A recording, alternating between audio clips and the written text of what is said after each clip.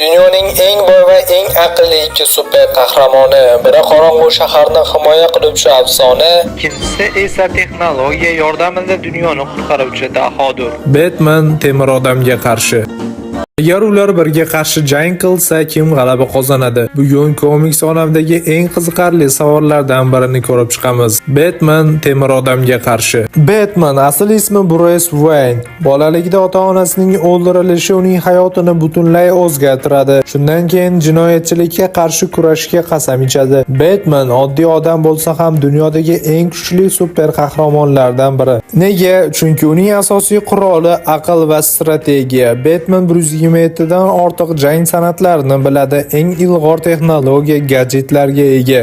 Detektivlik qobiliyati juda yuqori, hatto ba'zi hikoyalarda Superman kabi kuchli qahramonlarni ham strategiya orqali yenggan. Endi esa uning raqibi temir odam, asl ismi Tony Stark. Tony Stark daho, muhandis, milliarder va futuristik texnologiyalar yaratuvchisi. Bir safar u og'ir jarohat olgach o'zini saqlab qolish uchun maxsus zirh yaratadi. Keyinchalik bu zirh dunyoning eng kuchli qurollaridan biriga aylanadi. Batman texnologiyalari. Bat kostyum, Bat suit, qorong'i kostyum harakatlarni osonlashtiradi. Elastik va bardoshli materialdan tayyorlangan. Maska va shlyapa yuzni yashiradi, dushmanlarni qo'rqitadi.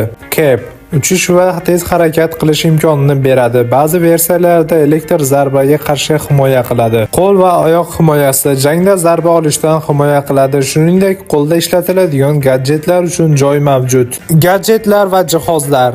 Gadjet kamar Batmanning asosiy quroli. Unda quyidagi gadjetlar mavjud. Batarang u shaklda bo'lishi mumkin bo'lgan keskin disk, dushmanni chalg'itish yoki qurolni sindirish uchun ishlatiladi. Grappling hook tirmashish gadjeti binolarga yoki derazalarga tez harakat qilish imkonini beradi. Smoky bomb tutun bombasi dushmanni chalg'itish va tez yashirish imkonini beradi. MP Davis elektron qurollarni bloklovchi gadjet texnologik qurollarni vaqtincha ishlamaydigan qiladi. Temir odam texnologiyalari.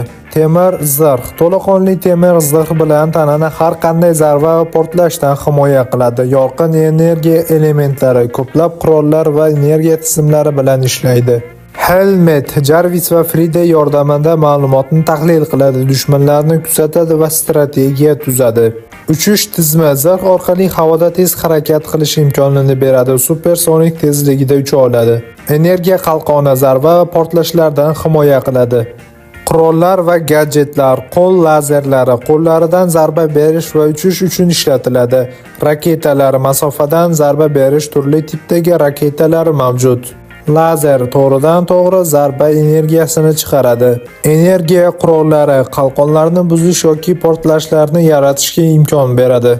Batman va temir odamning 3 xil jangiga guvoh bo'lamiz. Bizning birinchi jangimiz oddiy shartlarda, hech qanday zirh yoki gadjetlar ishlatilmaydi, faqat qo'l va oyoq jangi. Batman tayyor, u o'zining barcha jang san'atlarini qo'llaydi. Har bir zarba aniq va tez. U temir odamning zaif tomonlarini, qo'l va oyoqlarini aniqlaydi. Temir odam zirhsiz va bu holda tezlik jihatdan Batman bilan tenglasha olmaydi. U harakat qilsa ham Batmanning rejalashtirilgan hujumlariga qarshi tura olmaydi. Jang davom etadi. Batman oldinga sakrab bir necha zarbalar bilan raqibni bosim ostida oladi. Temir odam o'zini himoya qilsa ham zarbalar tez va juda aniqlik bilan berilmoqda. Natijada Batman g'alaba qozonadi. Uning tajribasi va jang san'ati ustun keladi. Ikkinchi jangda barcha qurollardan foydalanish mumkin. Endi jangni barcha qurollar bilan ko'ramiz. Batman o'zining Bat kostyumi hamda gadjetlardan foydalangan holda temir odamning to'laqonli zirhi va energiyalar bilan boyitilgan qurollari bilan jang qiladi. Batman esa strategiyadan foydalanadi, tutunli bombalar uchiradi, tezlik bilan harakat qiladi, mini dronlar orqali temir odamni chalg'itadi.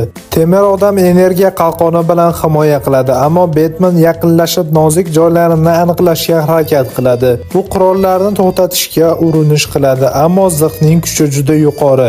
Natijada barcha gadjetlardan foydalangan Batman mag'lubiyatga uchraydi, chunki temir odamning zirhi juda ham kuchli.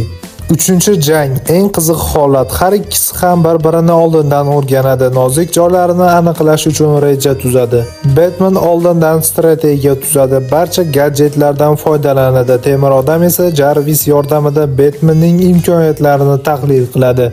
Jang boshlanadi. Batman tezlik bilan hujum qiladi. Raqibning zaif joylarini topadi hamda gadjetlar bilan himoyasini zaiflashtiradi. Temir odam esa energiya qurollari hamda raketalar bilan javob beradi.